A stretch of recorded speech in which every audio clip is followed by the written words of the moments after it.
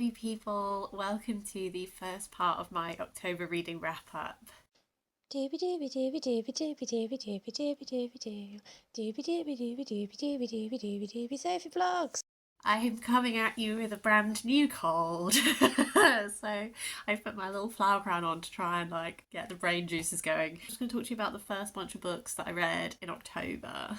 So, first of all, I will talk about lovely Janice, Janice Hallett, The Killer Question, which is her newest mystery book release. I've been reading a lot of Janice Hallett this year. In fact, I've read every book she's written apart from The Christmas Peel so far.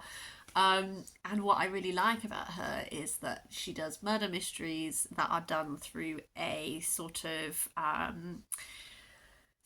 mixed media approach. Like, a lot of it is messages, emails, that kind of thing. The Killer Question hinges around a pub quiz, and you know at some point that there will be a murder, and somehow it all relates to this little country pub. These two people who've retired from the police force have started it, and they do this regular pub quiz. As the book goes on, there's the sort of conceit and setup of it is that you know that something happened because the setup is that it's the nephew of the people who ran this pub is contacting someone to try and get this turned into like a mini series, a true crime documentary style thing. So you know that at some point there will be this kind of crime, but then in typical Janice style, it's unfolding through these messages. You get the weekly pub quiz sheet. There's a quiz team that are doing incredibly well, and it's really ruffling the feathers of the locals and all this kind of thing. I will say I really enjoyed this one actually. I think for me, what Janice Hallett does really well is she does that sort of small community interactions. This one reminded me a lot of The Appeal in that it's taking place in like a smaller, not like a closed community, but because it is this like rural country pub, the cast of characters, she captures, and I mean this in a complimentary way, how annoying people can be really well. Because when you're trying to be suspicious and trying to figure out what is the crime, who could have done elements and all that kind of thing, you have to be suspicious of everyone. But then also you end up in that delightful thing where it's like, is this person suspect? Are they just really annoying? Are they doing these things because they're shady? Are they just like this particular type of person who goes about things in this way? And I think that she gets those small community, the people who were regulars at this pub before the owners came there feel like they should have a certain level of status versus the types of people they're trying to attract to the pub. These quiz team, you get as the quiz teams don't stay static, that builds up a lot of conflict between different people, those very small scale conflicts that then you zoom out to go, somewhere in this there is a criminal, there is a crime, there is much deeper running things. I don't know, I just really enjoyed that side of it. This is one that I think is maybe, unlike The Appeal, I think it's a little bit less easy to pick out and solve a little bit, I think. Although there were things that I was suspicious of, that then when the reveal happened, I was like, okay, so I was right to have clocked it. I didn't recognise what the importance was, but at least I picked up on it. So that was really fun. I also read 2 sapphic vampire books in my October. I had mixed feelings on both, but let's just talk about them. The one I liked more was Hungerstone by Kat Dunn. I really enjoy Kat Dunn's work, as you all know if you've watched me for a while. So I love the way that she writes. I find her eminently readable. It's a retelling of Carmilla, but there are also a few other elements happening that are inspired by other classics, as well as just topics that are being explored. In this, Lenore is the wife of a steel magnate, and as they are going to the country estate, their carriage finds this woman alone, and it's Carmilla, and then they take her in and they look after her. And if you have read Carmilla, you will already have a sense of what's going to happen here. One thing I really like about Kat Dunn's writing is she's very good at doing a slow-paced atmospheric work, in my opinion. Bitterthorn, which is the one of hers that came out before this, also has that very slow-paced but very atmospheric, gothic, all of that sort of thing. I really liked that. I would say for this one, I actually think that this is a little too slow paced for my taste. I think if you've read Carmilla, you will kind of know what the plot of this is going to be for quite a lot of it. And I do think that Kat Dunn weaves in some extra interesting strands that I did like. There's this strand of looking at like workers' rights and workers' safety in this time period. There's a strand that's really creepy that is like hunger is something that runs throughout it. For what do you hunger? And in Lenore, there is this absolute tamped down of her hunger. She's been taught not to hunger, not to want, to be that perfect wife, etc. And then through meeting Carmilla, she begins to hunger again. But there's this really creepy way that it manifests in like normal people suddenly having these unnatural appetites and some very horrific like scenes of things that happen. And I think that was more effective in the way that it culminated with Lenore, because you get this like vampiric link with hunger. You get this you get this like link of hunger, of like the hunger of men to like consume their wives. Like her husband married her for the status that she brings, because she has this noble lineage that he doesn't. And I thought all of those conversations about hunger were really great, and the way that there's like a real anger there, I think was really great. What I think I found disappointing is some of those other strands to do with some of these other topics like hunger, like workers' rights, like whatever. They never really like developed beyond a certain point, which I just think was a bit of a shame, because I think that they were interesting and cool. I also think the relationship between Lenore and Carmilla, like, I don't know how I feel about that. I don't know if this is one where it's like deliberately like it wasn't. If I say to you it's a retelling of Carmilla, I think that you would expect there to be much more of like a deeper sapphic relationship happening there, and there kind of isn't. And I don't know if that's like deliberately on purpose, because we're making a commentary about like the type of relationship that Lenore and Carmilla have, and how maybe that's not actually like fulfilling in the I don't know, or if it's just another slightly missed opportunity. So this is one where I was like, I enjoyed this. I think Kat Dunn is doing great things. I don't think it's my favourite of her works, but just because I think even if it was just a bit shorter and punchier, I'd like it more. I think when you have read Carmilla and you know like the story, like it's a very short story, so then have it eked out over just under 400 pages, it was just like, I was like, all right, I'm on board, let's go guys. But I did still like it. I enjoyed less First by Marina Yuszczuk, which is translated by Heather Cleary. I'm counting this towards my Read the World project for Argentina. This is, well, on the blurb, this is like, oh, this is this relationship between this female vampire and this young woman in Buenos Aires, and it's dealing with like motherhood and loss and all this kind of thing. And I was like, sign me up. Yes, yes, yes. The form that this takes is actually like, the first half is vampire backstory, and it's just like, who is this vampire lady? How did she come to be? And then the second half is looking at our human woman, and they don't actually meet until quite late in the narrative. And that's fine, but I think for me, like, I grew up on a lot of vampire stuff. I do like a vampire thing, don't get me wrong, but like vampiric backstories can often be fairly similar, and I felt that the vampiric backstory half of this was just quite repetitious, because it's like, here's our vampire lady, she meets a person, they have some erotic encounters, and then she eats them, and that just happened a few times, and then it was like, okay, fine. And then we get to our woman, and I would say a massive trigger warning if you're dealing with someone who is going through like hospital experience, end of life care, that kind of thing. That is a big focus of this second half with this human woman in it. And I'm only saying it because it felt very visceral, it felt very real, that sort of experience and grief and all of that kind of thing. So I can imagine that if that's where you're at, this might not be the book to read. I don't think that was done badly by any means. I think I wanted more of a meditation on that loss, that motherhood, etc. Like, the human woman's relationship with her mother is explored a lot. She also has a child, and I felt like her relationship with her child kind of got lost in this like encounters with the vampires. I don't really know. Essentially, this one is just one that I got really excited about when I bought it, and I was like, oh yeah, these topics to do with vampirism, yeah.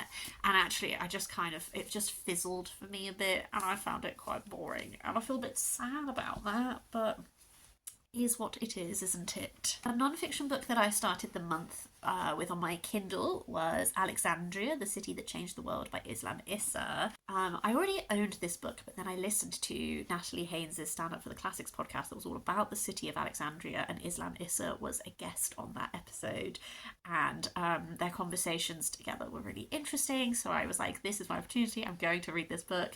Alexandria is such a fascinating city, and one thing I really enjoyed about this was because Issa is Alexandrian. It was wonderful to get the perspective of someone who is Alexandrian, who lives in the city.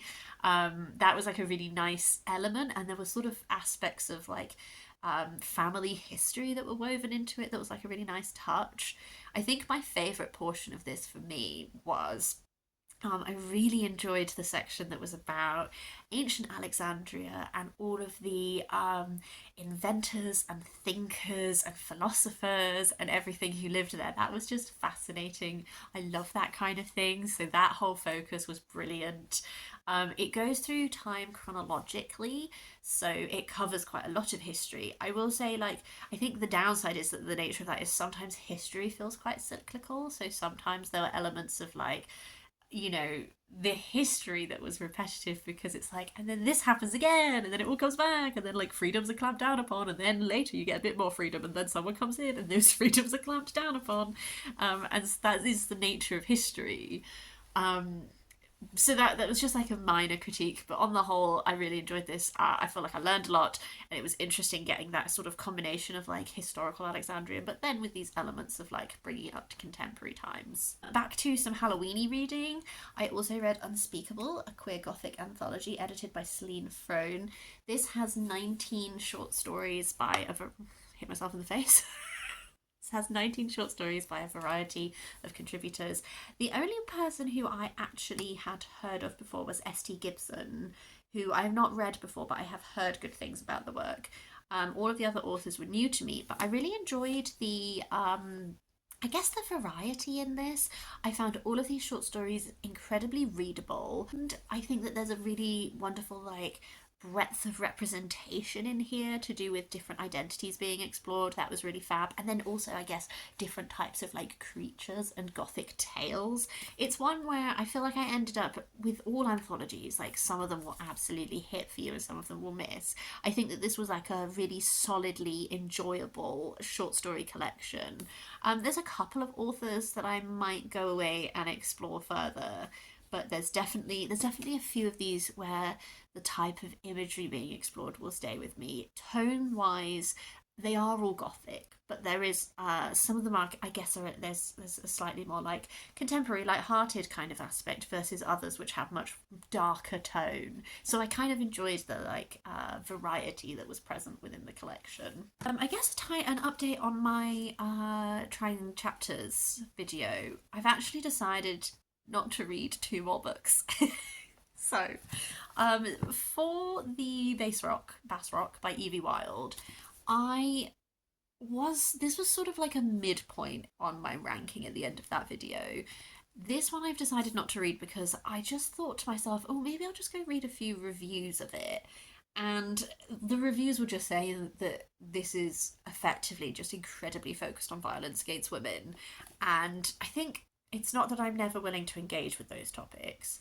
I think when I picked this up, I thought I was getting like a multi-generational historical fiction kind of story. And then when I read that first chapter and it's about like a body found in a suitcase on a beach, I was like, different tone than I expected. And now having read reviews, it sounds like it's almost like relentlessly about violence against women. And people were saying that the downside is that it really sacrificed like a lot of that like historical like setting and all that sort of thing. So I just don't think I'm really in the right place to read this one, and it's not quite what I thought it was going to be. So that's on me for impulsively picking up a book for £1. And then this one, A Throne of Swans by Katherine and Elizabeth Corr, is one of the ones that I got from work for the charity sale. What I really liked about this when I started it was I think the world building is great and cool. I I think what I have discovered reading a little bit more is that I actually don't really care for the main character. And then I did hop off and read a few reviews, and I really don't think I like the sound of the romance at all. It just doesn't seem like my jam. So I think that this world that's inspired by Swan Lake sounds intriguing. I think probably the world building would continue to be my favourite part of this. I'm just a bit bored of reading, I guess, YA books that have cool world building, but I don't care for the romance, and that becomes so much of the plot. I'm just like a bit done with that. So I'm also going to let that one go. Let's do two more non-fictions and then a comic. So I listened to A Flat Place by Noreen Masud. This was on my radar because it was shortlisted, I believe, for the Women's Prize in 2025.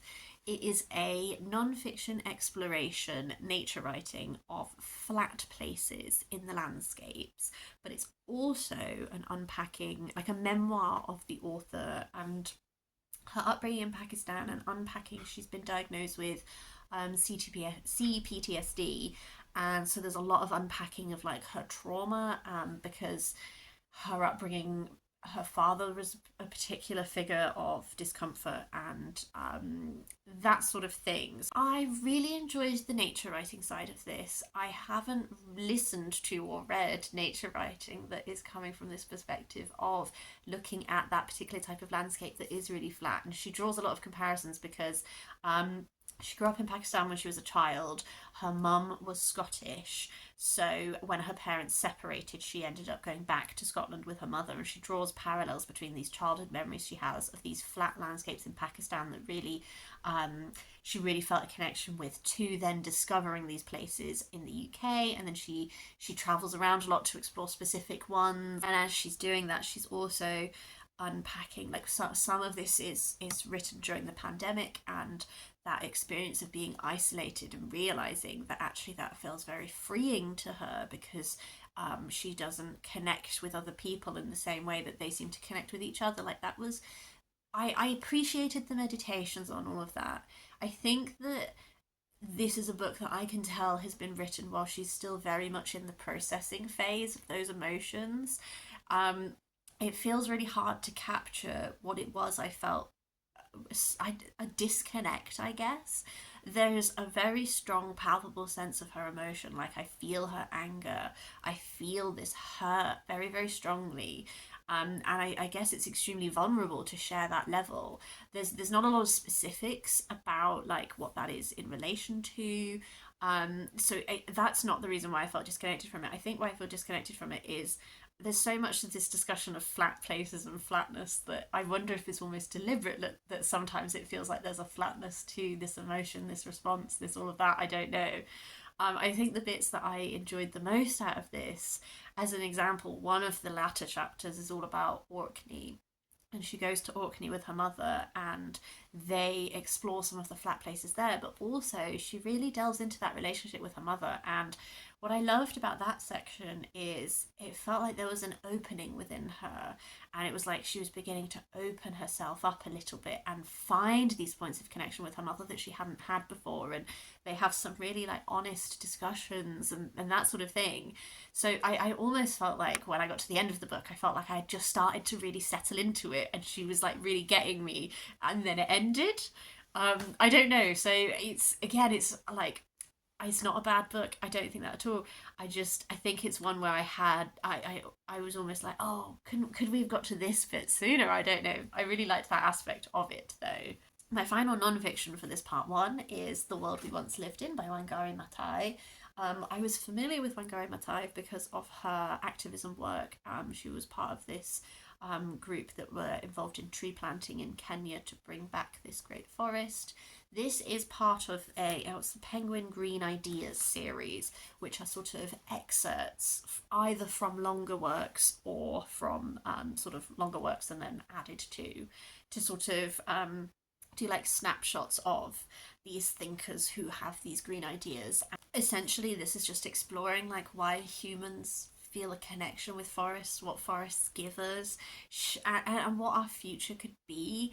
I definitely really I really liked this in a way that made me feel very sad because I think it's really hard as a human to comprehend the amount of time it takes for a tree to grow to like the point at which we see it, and we're so just casually destructive and all this kind of thing. As so she talks a lot in this about the importance of trees in different cultures. She talks a lot about some of her experiences being part of the Greenbelt movement and going to visit places like places that are so say very doing things in a very ecological way, and then realizing that that's still not the ideal, that's still incredibly wasteful and blah blah blah. Yeah, this I think she was great, and I'm glad to have like read some of her work, and potentially I might go away and read some of her longer pieces, not just her small one. The final piece that I want to talk about in this part one is this graphic novel. This is Brink, Volume 1 by Dan Abnett and INJ Culbard.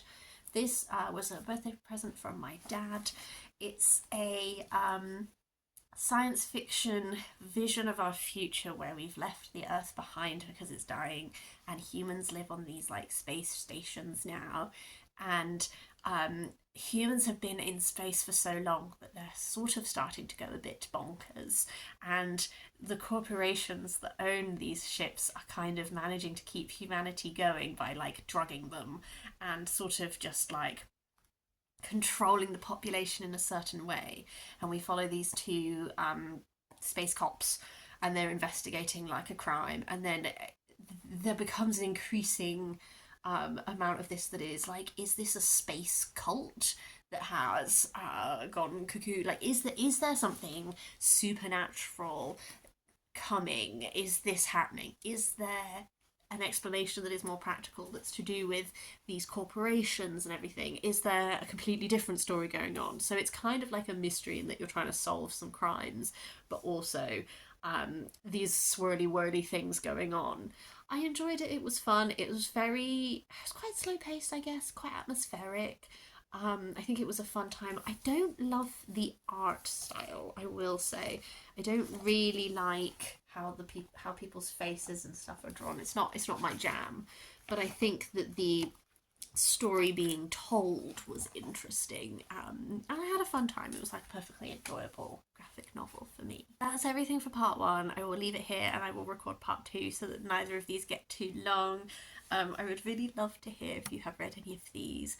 I would really love to hear your vampire book recommendations for sure. I feel like neither vampire book fully hit for me this season, so maybe I should track down another one for next October. But yeah, I hope you had a lovely spooky time, and I will see you next time for something different.